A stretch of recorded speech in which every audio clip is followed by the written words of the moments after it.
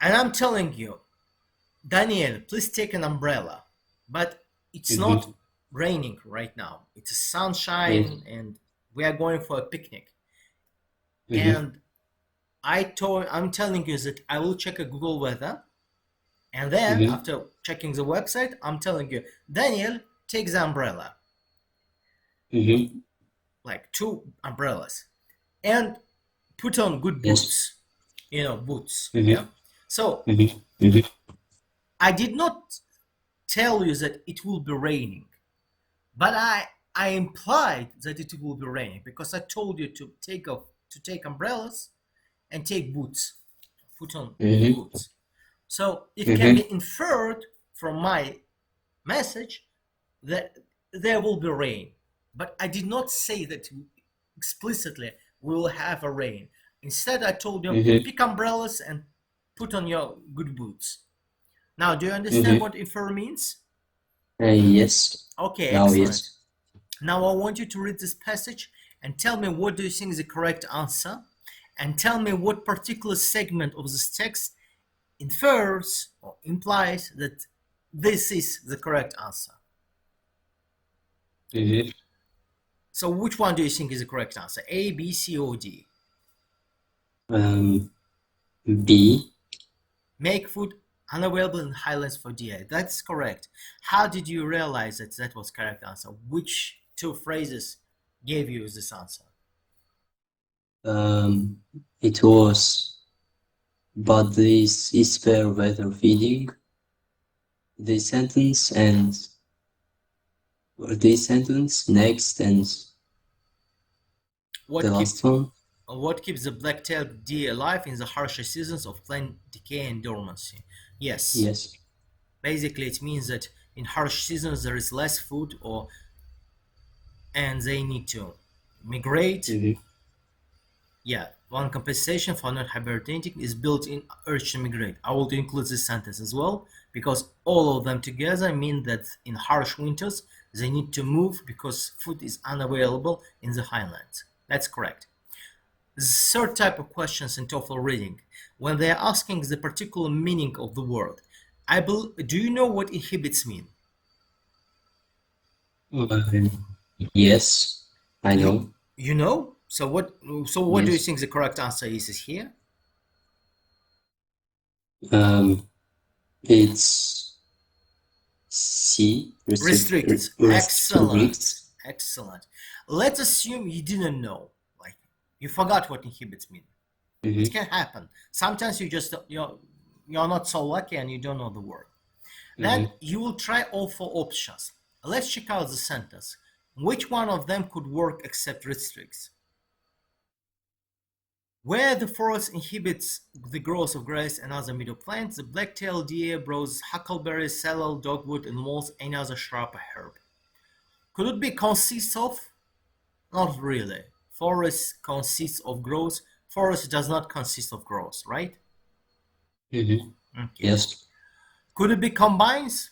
Well, combines growth with what? There is nothing to combine with. It cannot be true. Mm-hmm. Could it be establishes? Well, that's also No. incorrect because forest establishes the growth of grass. It's the opposite. The growth of Mm-hmm. grass establishes the forest, right?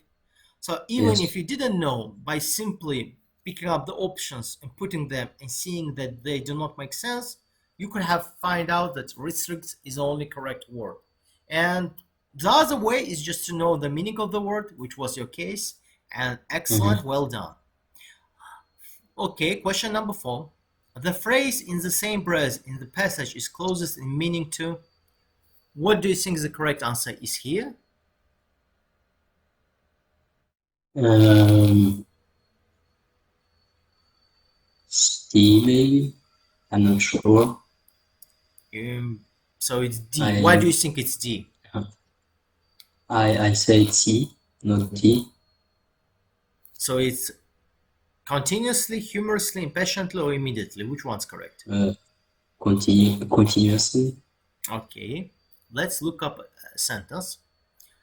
The early explorers and settlers told of abundant deer in early 1800s, yet almost in the same breath, Yet, is it positive or negative? It's positive. Are you sure? Yet almost. Does it give you positive vibes or negative vibes? Negative vibes. Yeah. So something changed, something, it was abundant, Mm-hmm. many deer, but then yet almost. It's like but. Mm-hmm. In the same bros, bimons lack. Lack means not abundant, right? Mm-hmm. If it was abundant and then it became lack, could it be continuously? No, No, because here we couldn't. have something positive and here we have something negative. Which one Mm-hmm. matches more this change from positive to negative? Humorously, could it be Immediately? humorously? No, Okay, so we have couldn't. impatiently and immediately. Could it be impatiently? No, it could. It couldn't be. Why not? Yet almost impatiently bemoan the lack of the succulent game animal. Well, yet almost impatiently sounds almost impatiently like mm, it doesn't make a lot of sense actually because Mm-hmm. who are waiting for what? Patience means that somebody is waiting for something, but here we're talking Mm-hmm. about deer, not about human. So we have Mm-hmm. many deer, then we have less deer. There is not a human expectation or behavior involved directly. It's Mm-hmm. the sentence focuses about deer. So yes, the correct answer will be D, immediately. Yet almost immediately. So there is a fast change. Mm-hmm. Okay, in such type of questions, when you're not sure, you should check all the options, and if you don't understand the correct answer, you should try to understand general idea of the text. Do you know what I Okay. mean? That's why it's Yes. important to read text twice. When you read it for the first time and when you grasp the general idea, you will be able to answer these questions even if you don't know the exact word. Mm-hmm. So next time, when you read the text, spend more time reading, trying to understand the general idea of the text. Okay? Okay. Okay, Mm-hmm. great. Now, Daniel, fifth question. The author tells the story of the explorers Lewis and Clark in paragraph 3 in order to illustrate which of the following points. The number of deer within Puget Sound region has varied over time. Most of the explorers who came to Puget Sound area were primarily interested in hunting game. There was more game for hunting in the east of the United States than in the west. Individual explorers were not as successful at locating game as were the trading companies. Which do you think is correct answer? The first one, the number of deer within the Puget Sound region has varied over time. Mm-hmm. And which part do you think gives up this answer? Of its It mentions Lewis and Clark, right? Yeah, Lewis mhm. and Clark. Here is Lewis and Clark. So we had Famous abundant deer, explorers. then we Mhm. had lack of deer, and then Lewis C. Clark could not find, had great difficulty finding Mhm. animals. So there is variation, right? Mhm. Yes. The number of deer has varied. That's correct. And the last question, according to paragraph 3, how had Fort Vancouver changed by the time David Douglas returned in 1832? Its answer uh,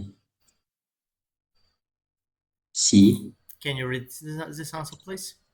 Deer populations near the fort had been destroyed. Excellent. Yes. How do we know that this is correct answer? Which sentence give Um, us a clue that that's an answer? it's David the Douglas, Scottish. Oh Mm-hmm. no. So which one? This one or this one? No, the last one. The last one, The yes. one. Yes. Arist and Douglas Bergov states the deer which one picturesquely dotted the meadows around the fort were gunned in 1832, hunted to extermination in order to protect the crops. That's exactly deer population near the fort had been destroyed. Basically what he means. Good. There is some room for improvement, but overall you have made just one mistake out of 6 questions, and it's pretty difficult text to work on. Overall, I'm pretty satisfied with your performance. Let's check up some Yes. vocabulary from this text. There was a word deforested. Now, do you see on the picture what deforested means? Yes, I can. So deforested means land, describing land from which all or almost trees have been cut down. Mhm. Here is a deforested. It's very sad, right, for our environment that we're cutting the trees. So the place where we cut the trees becomes deforested. Could you repeat, please, Yes. the word deforested? Deforested. Deforested. Deforested. Can you give me a sentence with this word as an example? Any sentence. Yesterday I was in the forest with my friends, and there I saw many deforested Areas, right? yes, areas. Excellent. Yeah, lumberjacks came, cut down the trees, and you are very unhappy. Good. Meadow. Please repeat after me. Meadow. Middle. Good. Do you see on the picture what meadow is? Yes. So often animals, cows and sheep eat meadow. Do you live in northern or southern Germany? Southern. So you must have many meadows and many cows walking on these meadows and eating the grass, right? Yes. Yeah, that's correct. Meadow. And the formal definition of meadow, a large open area of grass, often with white flowers, used for pasture, basically cows, or simply growing naturally. Could you give me a sentence with meadow as an example? Yesterday I could see how goats ate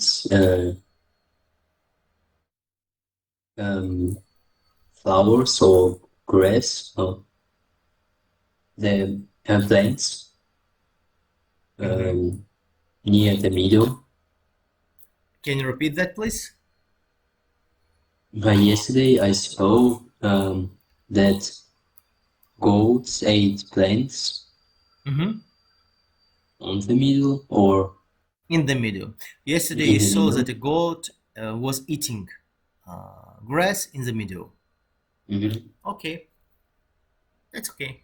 Arboreal and fodder. Fodder is basically what farm animals eat. It's more a specific term. Arboreal is purely scientific. It's something that's related to the trees. It's more from botanical point of Yes. view. Can you please say arboreal? Arboreal. Yes. Arboreal, look. The term arboreal relates to a tree. For example, an arboreal animal is an animal that moves above or lives on trees. Can you give me an example for arboreal animal? For example, the term, it's, should I say the example or Yeah, just say me definition? some animals that are arboreal. Some kinds of goats, cats maybe. No, cats are not arboreal animals. Do you have you ever seen squirrels? Squirrel. Yes, Do squirrels. they live on the trees? Yes, Yes. they So do. they will be arboreal animal. Okay. Fodder. Have you ever seen in the village fodder like this? Yes, I have. Okay. It's what animals eat, right? Yeah. Could you please repeat the word fodder? Fodder. Can you please give me an example with the word fodder? For example,